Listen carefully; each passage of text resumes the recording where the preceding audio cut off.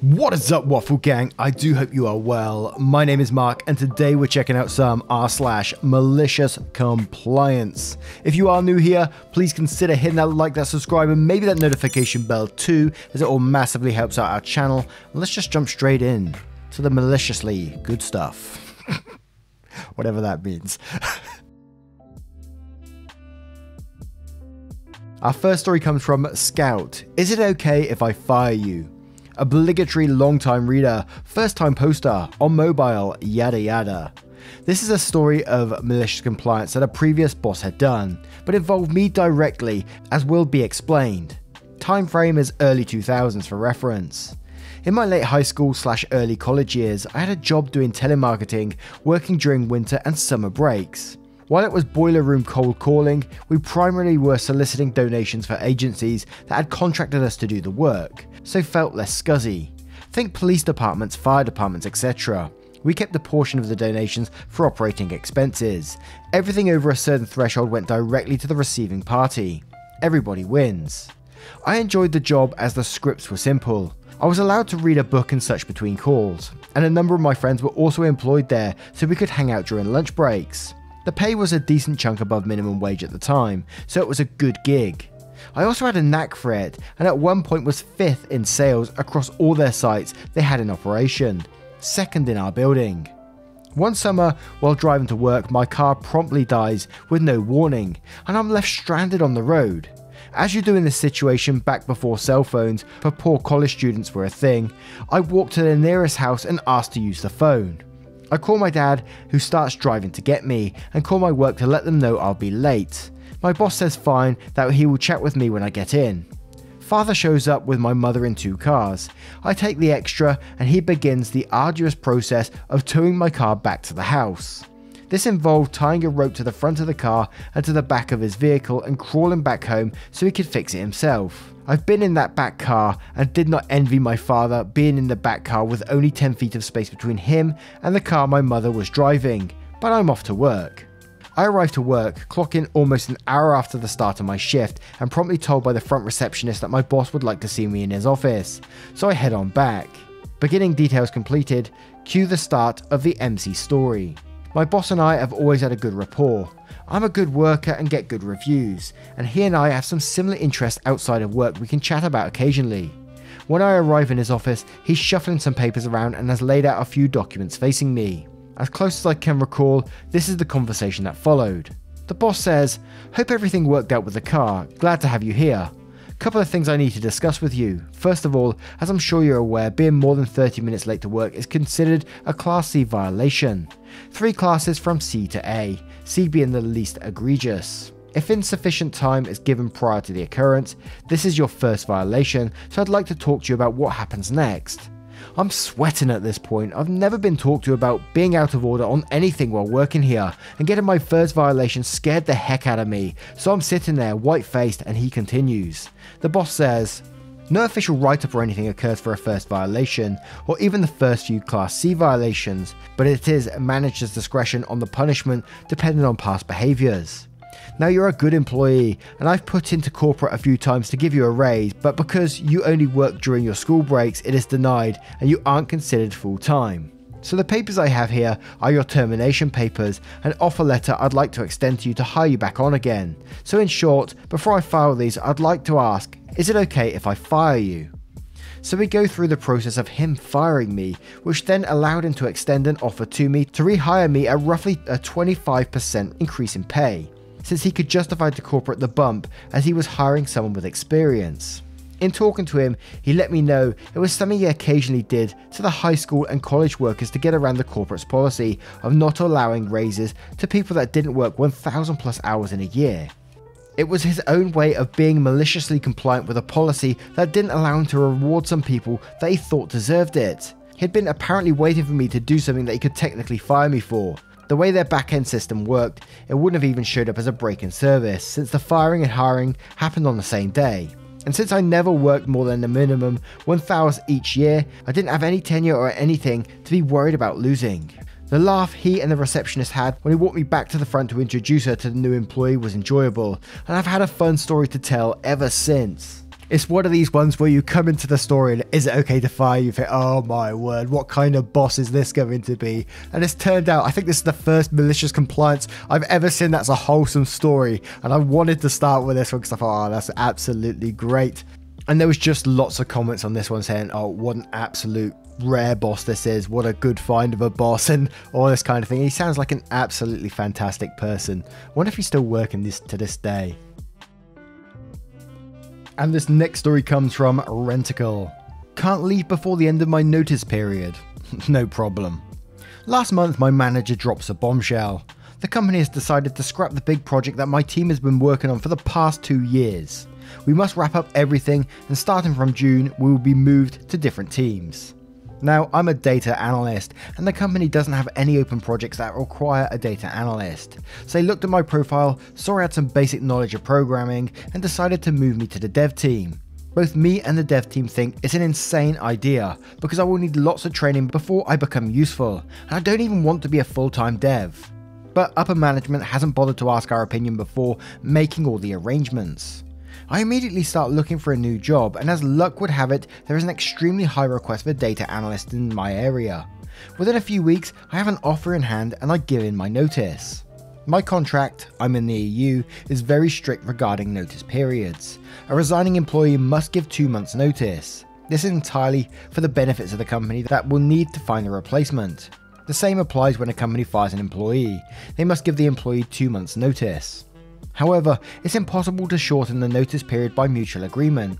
So when I sit down with my manager in HR, I tell them I'd like to give only 2 weeks notice and leave at the end of May. I tell them I've already started wrapping up my activities before my move to the dev team, and I don't have any ongoing projects that I need to transfer to my colleagues. So 2 weeks will be more than enough to finish documenting everything. They say absolutely no, I have to stay here for the entire 2-month period, which is fine by me.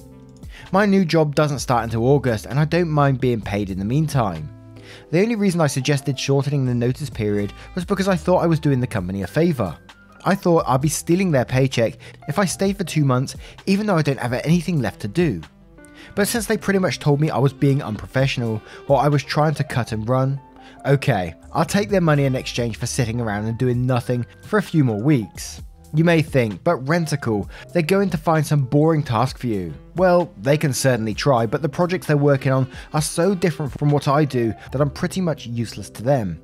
For example, someone will ask, can you do XYZ? And I will honestly answer, I have no idea what XYZ even is, but I will be happy to help if you teach me. At that point, they say it'll take too long and it's not even worth to train me since I'm leaving soon. So my working days now go like this. I show up at 9 AM sharp and go to my office, where I'm the only person since the others were moved to different teams. I have a leisurely second breakfast, check my email, then I send for a message to our team's group, letting them know I'm free and to ask me if they need help with anything. Then I remote into my home PC and play until lunchtime. I have lunch, coffee, I chat with my co-workers. They're quite nice. It's too bad that upper management is crazy. I'm gonna miss them. In the afternoon, I usually check Reddit. I check with my friends if they're online, play a bit more, then I'm out the door at 5 PM. By the way, they would like for me to vacate the office so they can use it as a meeting room, but they can't until I leave. There are no empty desks anywhere. The dev team already hired someone else and has no space, so tough luck. Now, some of my favourite ones, always the ones where the companies are actually shooting themselves in the foot, and this is a great example of that. And I love the fact that I'm having a second breakfast, I'm playing video games until lunch, then going and chatting with my co-workers. Just sounds like a great day all around to be paid as well. I wonder what the co-workers think of this situation. But random French deadbeat replies to this saying, and now comes the funny part of it, most countries in Europe state employers must give something to do according to their qualifications and contract. This is to protect workers so they don't end up in a position where the company wants them gone but refuses to fire them and pay for it. If you live in one of those, you could use that as leverage to negotiate working from home. That frees up the meeting room too. To which 100 Little Butterflies also reply saying something somewhat similar happened to me. I had to give 4 weeks notice to move to a different state and help take care of my terminal grandparents. I plan to use the first 2 weeks to wrap up and transfer all my projects, and the last 2 to use my 2 weeks of leave I had saved up to house hunt and prepare to move. They said I couldn't use the leave terminally, even though the company policy doesn't say so. It does say that my leave will not be paid out, meaning it won't be transferred to money and added to my paycheck, and they wouldn't let me take leave now. So I was faced with either staying on 2 weeks to transfer projects and screwing myself over by being ready to leave, or screw them and just pick up my stuff and go that day. It was very cathartic to leave that very moment. Shortly after, everyone else on my team left as well, but that's a different story for a different day. And we will be waiting for that story, little butterflies. And one more from Notice N, that is just terrible HR. The companies I've worked for have said, we have to pay you for 2 months, but there's nothing useful you can do. Go home, have a good summer, maybe one day you'll work for us again. Absolutely. Now let's move on to the next story. And our next story is from Reach is the Best Halo. I'm sorry, but employees can't eat. I used to work at a restaurant. It was actually 2 separate joints that shared a kitchen that was often very slow during the week. I was pretty friendly with most of the bartenders, cooks, other servers, etc., except the manager and the assistant manager. The manager had been there for about 1,000 years and was a cantankerous, I've heard that before, old guy that hated everyone and mumbled to himself a lot. He would often brag that he drove home half asleep at 4 AM and would jolt himself awake using the rumble strips when his car crossed into the shoulder. The assistant manager, like many assistant managers, was mean and bitter because he didn't have enough power to call the shots as the manager, but had enough power to order the rank and file around and generally make life miserable. Our story begins one Tuesday evening. It was a slow night in my half, but the other place had live music and a decent crowd. So I'd been hustling and helping out the folks on the other side while waiting maybe 2 or 3 tables all night on my end. It's about 9:30 and the kitchen closes at 10, so things are winding down. I'm in the kitchen talking with the cooks and the assistant manager, and I'm standing by the expo table, where there's a plastic bin filled with ice and then small buckets for toppings, things like tomatoes, lettuce, onions, etc. Since I've been there since about 3:30 and haven't had anything to eat, I take a pickle spear from the bucket and bring it to my mouth to eat it. Let me stress at this point that this happened all the time and literally everyone did it, including the assistant manager. But the pickle never reaches my mouth. He slaps my hand and I drop it. I'm kind of confused. The cooks are confused too. I turn to him and ask, "What was that?" He says in a smarmy voice, "Employees can't eat." Rather than remind he himself had eaten a few Oreos in just the same manner a few hours before, I stay silent because I know revenge is a dish best served cold. Fast forward several weeks, it's a Friday night and the place is very busy. Many of the regulars are at the bar chatting and having a good time. There's kind of an anteroom where the staff can hang out after work if we don't need the space. I clock out and see that 2 of my co-workers are having a beer there, so I go over to join them. One of the regulars sees us and brings us a bowl of some homemade trail mix he made. It was a nice time sitting with some friends after work, drinking beer and eating some trail mix. Enter the manager, the assistant manager and another waiter. He has to void something on a check and needs a manager ID to okay it. Normal stuff. They finish, and as they're going for the door, I see the assistant manager side-eye the trail mix. I know what must be done. He stops and walks over to the table and grabs a handful of the trail mix. Immediately, I bring my left hand up and forcefully slap his hand into the bowl. Nuts and raisins go flying everywhere. The 2 people I was with stop talking. Everyone looks at me and silence falls. In a clear, angry voice, the assistant manager turns to me and asks, "Why did you do that?" Without hesitation, I look him right in the eye and say, "Employees can't eat." After about 5 seconds of silence, he turns and walks away, and we resume socializing. The guy was hated almost universally at this place. I had a lot of fun retelling the story for the next few weeks. I kind of want to know what happened after though. Was you treated in any different way? Did he learn his lesson from this? Oh, I want to know more. But also, hold up a second. Who's carrying around trail mix with them? I wouldn't be happy if someone gave me trail mix to go with my beer. That's just me though. It might have been a great person. Let's not judge. And this next story is from Garmstrong318. We must all drink the spirit you shared with us now. Okay. This happened while I worked at a phone shop in the UK. The shop was a fruit name. Anyway, it was 2009 and I'd just come back from a 3-week Spanish holiday and I had a sharing box of absinthe. It ranged from 87.5% to 98% alcohol. Not proof, but actual percent of alcohol. I had drunk the 98% stuff on holiday and got wasted only on 150ml of the stuff. During a whole night, not all at once. Anyway, I replaced that bottle with OJ and planned to take it myself when I shared with all the staff in the shop. I get back to the UK on the Thursday, had Friday off and was in work Saturday morning.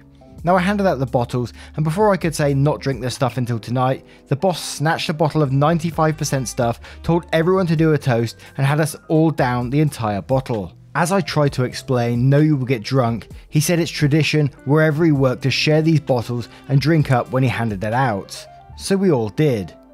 Of the 8 staff in 7 were quickly laid up and wasted and sick, all but one of them vomited it back up. Meanwhile, me with a bottle of OJ was manning the shop and making the best day's sale ever. I earned nearly £450 commission in one day. Boss tried to get me in trouble, but all the staff all said to the area manager that he insisted we all drank and overruled my warnings not to. He ended up getting fired a few months later for sleeping with a staff member. I left shortly afterwards to change to a job at Vodafone. And this next story is from Luther Williams. Accused my salesperson of forgery. Awesome, your service is cancelled. I used to be a sales manager for a B2B services company. We provided a service to business. Unlike a lot of companies, we would not auto-renew a client service unless they signed a new contract. The contracts were generally for 1 to 3 years. All our contracts were signed on an iPad that recorded the GPS coordinates of where the document was signed, and we emailed the client a copy of the agreement instantly. And in the email we basically said, if you disagree with this contract or would like to make changes, contact us within 5 business days. If you don't, we will move forward and bill accordingly. In addition, one of the cancellation terms in the contract was dishonesty. If the client could prove we were dishonest, they had a right to cancel without penalty. If the client acted dishonestly, we had the right to cancel their contract with us. There was a client that was actually quite a small account, but always proved to cause a lot of headache for my reps. I remember calling the rep and going over the common issues I've seen with this client, and I stressed, get the signature on the iPad in his office. I also stressed that if the client wanted to cancel, let him cancel because he's proven to be very difficult to work with. Salesman went to the sales call, signature was signed, client service was executed according to the terms of contract. 4 months later, I get an email from a customer service rep. The client is claiming that my salesman forged the client's signature. I did my due diligence before calling the client. I checked where the newest contract was signed. It was signed in the client's place of business via the iPad. I compared the signature on our newest contract to the many signatures on the numerous contracts we had on file with the same signer from the client. They were all very close. I also looked at the email that we went to the client right after the contract was signed. The client opened the link to see his contract 65 minutes after the contract was signed and did nothing. Also, the link was open for several minutes. I looked up the client current billing status. He was 45 days behind. He knew we didn't start charging late fees until 60 days behind, and at 120 days we would begin litigation collection account status. I called up the client, and this is how the call went. I said, hello, this is Luther from ABC. I was told you're accusing my sales rep of forging your signature on the renewal. Client says, yes, I never agreed to pay that much. I never would have. I told him to give me a discount and I wanted to see it in writing before I signed. And did he give you a discount and show it to you in writing? No. He said he had to go talk to his boss and I never heard back from him. I said, okay. And then what happened? Well, you all kept the service and I noticed on my billing it hadn't gone down, but up in cost, and I looked back in my emails and saw the sales rep forged my signature, and that's illegal. I said, yes, you're right. If the salesperson did forge your signature, that is illegal. Well, good to see we agree on that. I then said, after the contract was signed regardless, if the signature was forged or not, you would have gotten an email with a link to the contract asking you to verify that everything is correct. And if it's not, to let us know within 5 business days. Did you get the email? If you did get the email, did you review the contract? Client says, well, yes, but I was pretty busy and didn't open the email until recently. I said, I totally get it. We are busy nowadays, so assuming he did forge a signature, what would you consider an acceptable resolution to this? Would you want to end service with no penalty? Would you like a discount? Client says, I would want a discount. To which I said, and what would you consider an acceptable discount? 3 months of free service. Got it. Well, Mr. Client, I got several problems with your claim that my sales rep forged your signature, and before I fire this salesperson for forgery and offer you a discount, I'd like to see if we can't address those problems. The client says that sounds fair. The signature was captured on our iPads, which records the GPS coordinates of where the signature happened, per the GPS coordinates that happened inside your place of business. Client says, well, he knows that, right? And says, yes, he did. That just means he forged it inside my building. Okay, well the next issue is that the signature on the renewal contract looks exactly like the previous contracts. Then he says, he just copied my signature, I know I didn't sign that. Then I said, could it be possible that someone else in your company signed it? Client says, no, everyone here knows I'm the only one that gets to sign those contracts. I then say, I understand, the next issue I have with your claim is that the link to the contract was emailed to you was opened 65 minutes after the contract was signed. No, it wasn't. Yes sir, it was. The reason why we have you click a link to view the signed contract is so we know if you open the link or not. Not only that it appears like the link was open for several minutes, which to me would indicate the person who opened that link reviewed the contract, also the fact that no one ever responded to the email would indicate to me the person who received the contract was fine. Client says, are you accusing me of lying? I said yes, and because of that I will be cancelling your service with us effective immediately. How would you like to pay your current balance? Client says, you're cancelling my service and want me to pay? Yes, I want you to pay for the services we provided. I'm not going to pay. If you're not going to pay for the services we provided, I'm going to refer you to our collections department and they will add late fees, and if you don't pay them, they will refer you to our law firm for litigation. Client says, we have a contract, you can't just cancel my service. To which I say, actually I can, since I have a good reason to believe you're lying about the accusation that my salesperson forged your signature. Everything I have says you signed it. Our contract states that we cancel your contract for being dishonest, and that's what we're going to do. Client says, fuck you, and then hangs up. I referred the client to collections. He eventually paid them without us having to sue him. Honestly, probably would have just sold his debt to a collection agency due to the dollar amount not being high enough to be worth it to sue. But what a shitty person was willing to let someone get fired for, to get out of a contract like that. I find that absolutely disgusting. But what do you guys make of today's collections of stories? Did you enjoy a bit of malicious compliance? Let me know in the comments below if you choose to do so. And if you want to support the channel further, and if, as always, never any pressure to do so, please click that join button down below for YouTube, or click the link in the description for Patreon and join up there. Thank you so much for your love, your support and your time, you spicy so-and-so, and I will see you, in the next one. Take care guys, much love.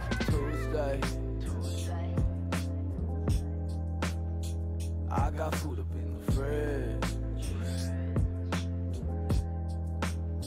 Y'all keep looking for that new wave. I think I like it how it is.